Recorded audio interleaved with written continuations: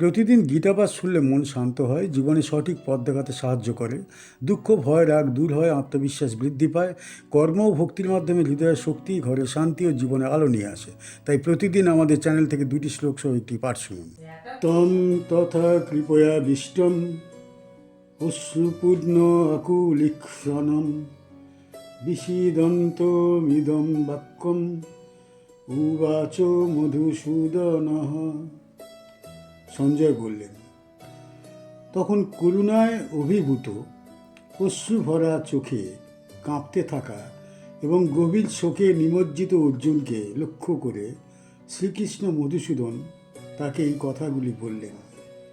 সঞ্জয় উবাচ, সঞ্জয় বলল, তম তথা, তাকে এইরূপ অবস্থায়, কৃপয়া আবিষ্টম, করুণায় পূর্ণ, অশ্রুপূর্ণ আকুল ইক্ষণম, অশ্রুভরা বিচলিত চোখ, জল ভরা অস্থির দৃষ্টি, বিষিদন্তম, অত্যন্ত বিষণ্ণ, ইদম বাক্যম, এই বাক্য, উবাচ, বললেন মধুসূদন, কৃষ্ণের নাম।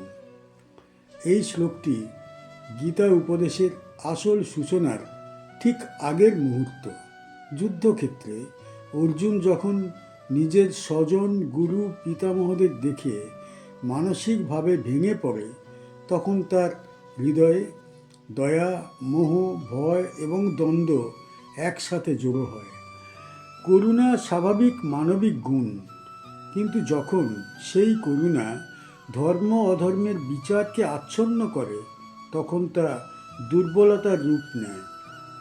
সঞ্জয় দূর থেকে ধৃতরাষ্ট্রকে যুদ্ধক্ষেত্রের দৃশ্য বর্ণনা করছেন।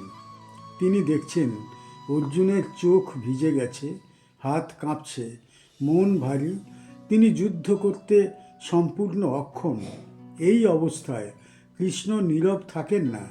তিনি বুঝতে পারেন অর্জুনের এই দুঃখ আসলে অজ্ঞতা, কর্তব্যভ্রষ্টতা এবং মোহের ফল। তাই এখনই উপদেশ দেওয়া প্রয়োজন। শ্লোকের মধুসূদন শব্দের বিশেষ তাৎপর্য আছে। মধু নামক অসুর যেমন বৃহৎ বাধা ছিল, তেমনি অর্জুনের মনের দুর্বলতা আজ এক অসুরের মতো। কৃষ্ণ সেই অন্ধকার দূর করতে চলেছেন।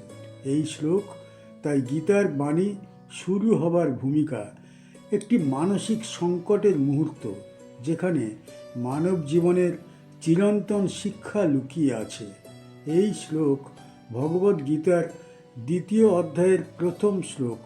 প্রথম অধ্যায়ে অর্জুনের করুণার্দ্র ও দ্বিধাগ্রস্ত মানসিক অবস্থা বিস্তারিতভাবে প্রকাশ পেয়েছে। 2য় অধ্যায়ের সূচনায় কৃষ্ণ তার জ্ঞান উপদেশ শুরু করতে চলেছেন। অর্থাৎ এই শ্লোকটি এমন এক সেতু বন্ধন, যেখানে মানবীয় দুর্বলতা শেষ হয় এবং আধ্যাত্মিক জ্ঞান শুরু হয়। এই শ্লোক থেকে আমরা কি শিখতে পারি? দয়া ও করুণা ভালো, কিন্তু যখন তা কর্তব্য পালনকে বাধাগ্রস্ত করে, তখন তা দুর্বলতা। মানুষ যখন মানসিক সংকটে পড়ে, তখন একটি জ্ঞানী পথ প্রদর্শকের প্রয়োজন হয়। কঠিন সময়ে পালানো নয়, বরং সঠিক জ্ঞান ও বোধ দিয়ে সমস্যার মুখোমুখি হওয়া প্রকৃত শক্তি। জীবনে যখন বিভ্রান্তি আসে, তখন নিজের কর্তব্য স্মরণ করা জরুরি। বড় সিদ্ধান্ত নেওয়ার আগে মনকে স্থির করা প্রয়োজন। অস্থিরতা সিদ্ধান্তকে ভুল পথে নিয়ে যায়। শ্রী ভগবান উবাচ, কুতস্ত্বাকস্মলমিদম বিষমে সমুপস্থিতম অনার্যজুষ্টম অস্বর্গম অকীর্তিকরমর্জুন। অর্থ, শ্রী ভগবান বললেন, হে অর্জুন, এই ঘোর সংকটের মুহূর্তে তোমাকে গ্রাস করা এই অশোভন মনোবৃত্তি কোথা থেকে এলো? এটি আর্য আচরণ বিরুদ্ধ, স্বর্গপ্রাপ্তির অযোগ্য এবং কুলক্ষয়ী লজ্জাজনক। ও অর্জুন। ভগবান উবাচ, ভগবান বললেন, কুত, কোথা থেকে, ত্বা, তোমাকে, কস্মলম, দুর্বলতা বা হীন ভাব ইদম এই বিষমে সংকটময় অবস্থায় সমুপস্থিতম উপস্থিত হয়েছে বা এসে পড়েছে। অনার্য জুষ্টম অনার্যদের আচরণ, অস্বর্গম যা স্বর্গপ্রাপ্তি দেয় না, অকীর্তিকরম যে কাজ কীর্তিহানি ঘটায়। অর্জুন, হে অর্জুন। এই শ্লোকটি ভগবদ্গীতার প্রথম কঠোর বাণী। অর্জুন করুণা ও দয়ার নামে যুদ্ধ করতে অস্বীকৃতি জানাচ্ছিলেন, কিন্তু সেই দয়া ছিল কর্তব্যভ্রষ্টতা, দুর্বলতা ও মোহের ফল। কৃষ্ণ এতে প্রশ্রয় না দিয়ে সরাসরি তিরস্কার করলেন। তিনি লক্ষ্য করলেন অর্জুনের দুর্বল মনোভাব যদি এখনই দমন না হয় তাহলে তা তার নৈতিক পতন এবং যোদ্ধা ধর্মের লঙ্ঘন ডেকে আনবে। তাই কৃষ্ণ কঠোর ভাষা ব্যবহার করলেন। কসমলম মানে অজ্ঞানতার অন্ধকার, কাপুরুষতা।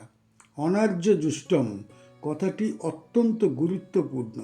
আর্য মানে মহৎ, আদর্শবান। আর্য আচরণ মানে সাহস, কর্তব্য, সত্য ও ন্যায়।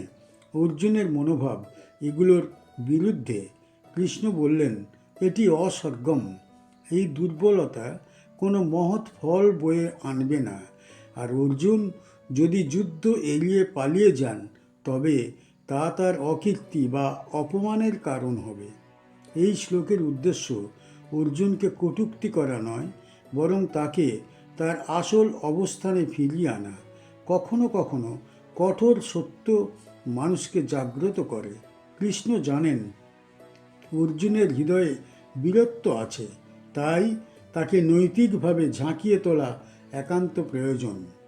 এটি ভগবদ্গীতার 2য় অধ্যায়ের প্রথম শ্লোক।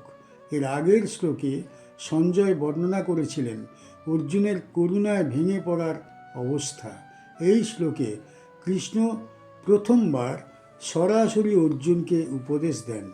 গীতার মূল উপদেশ এখান থেকেই শুরু। এই শ্লোক থেকে আমরা কি শিখতে পারি? সংকটের মুহূর্তে দুর্বলতা নয়, দৃঢ়তা প্রয়োজন। কর্তব্য এড়ানো কখনোই মহৎ কাজ নয়।